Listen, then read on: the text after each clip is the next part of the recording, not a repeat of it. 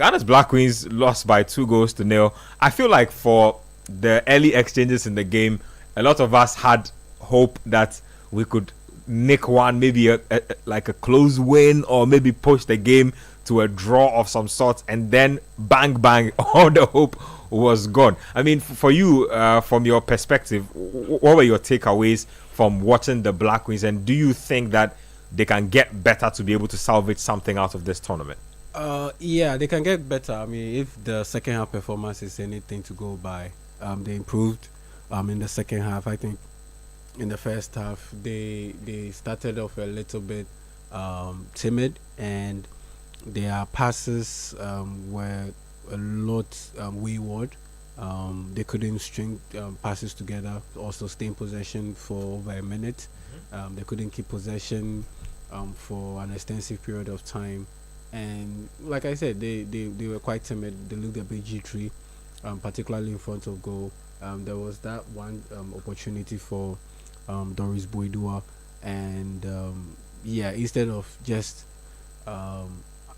playing her teammate, and I believe it was Evelyn Bedu who was in a better position, she decided to shoot at goal. And I remember yesterday, in the lead up to the game, we had a brief discussion, and I mentioned it as one of the areas that Ghana needs to improve on. The forwards are a little bit too eager to attempt a shot at goal, more or less like a shoot on sight kind of mentality, rather than try to build their way and find the best chance possible to be able to attempt a strike or a shot at goal.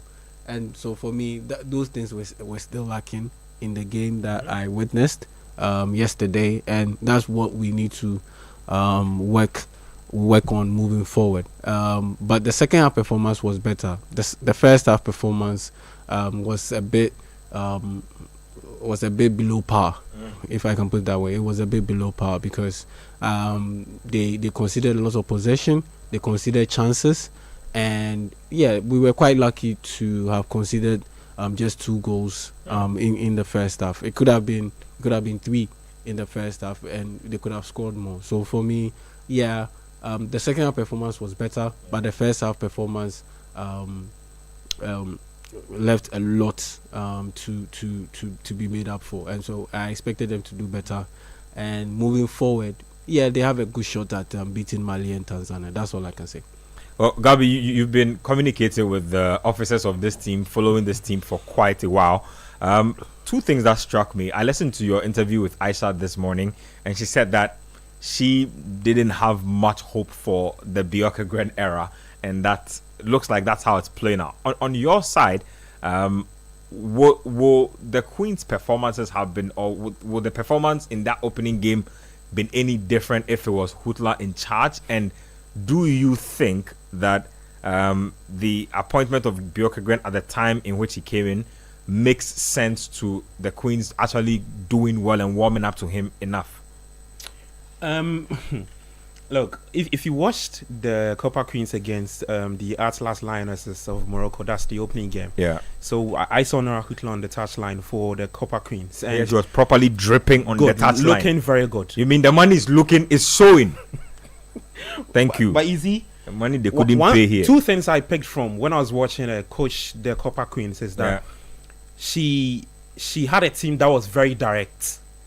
She knew the quality in that Zambian team, and realized that, look, we can't match up to what the Moroccans would do in terms of flair, in terms of let's play possession. No, we won't do that. We've got strength, we've got power. Let's hit it long. And they were relying on Banda and Kudandanji, who is the best, the expensive player when it comes to women's football. Yep.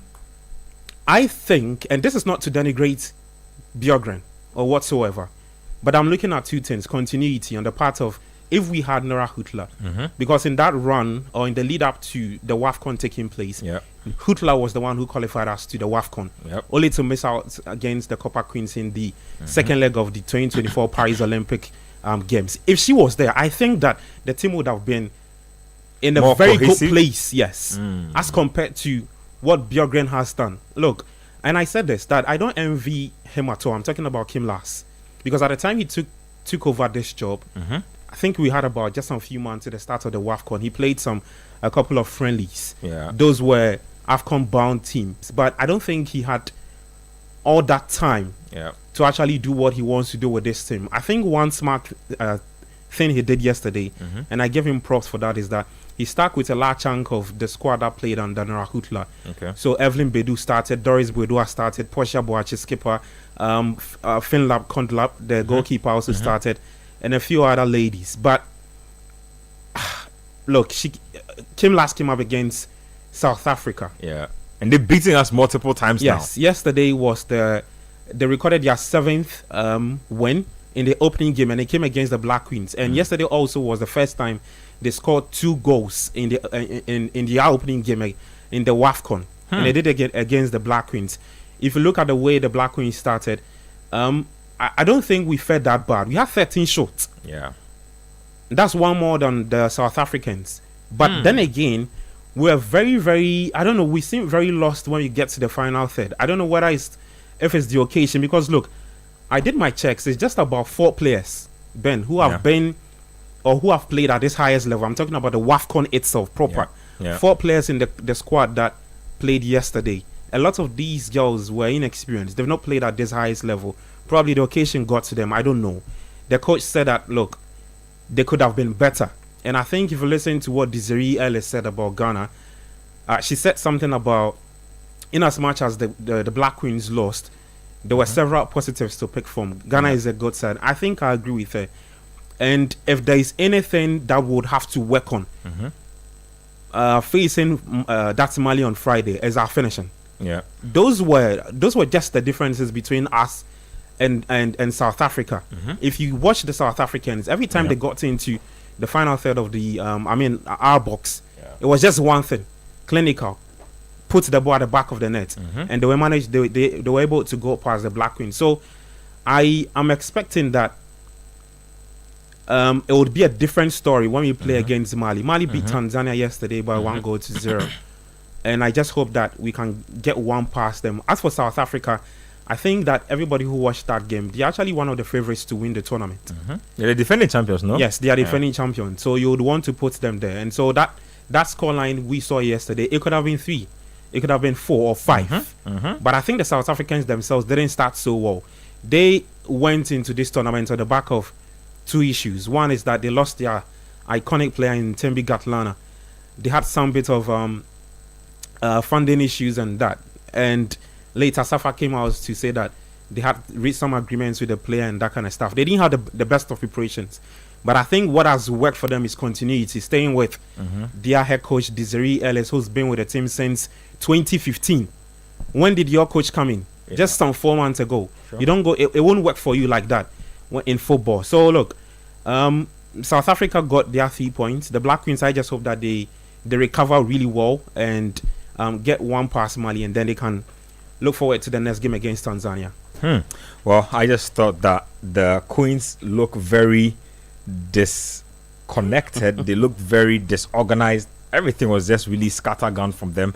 And if you look at them in comparison to South Africa, South Africans could hold the ball. I could count spells where they went close to 4 minutes without relinquishing the ball. That was just crazy to me. Ben, if you've paid attention to the competition right from when it started on Saturday, right?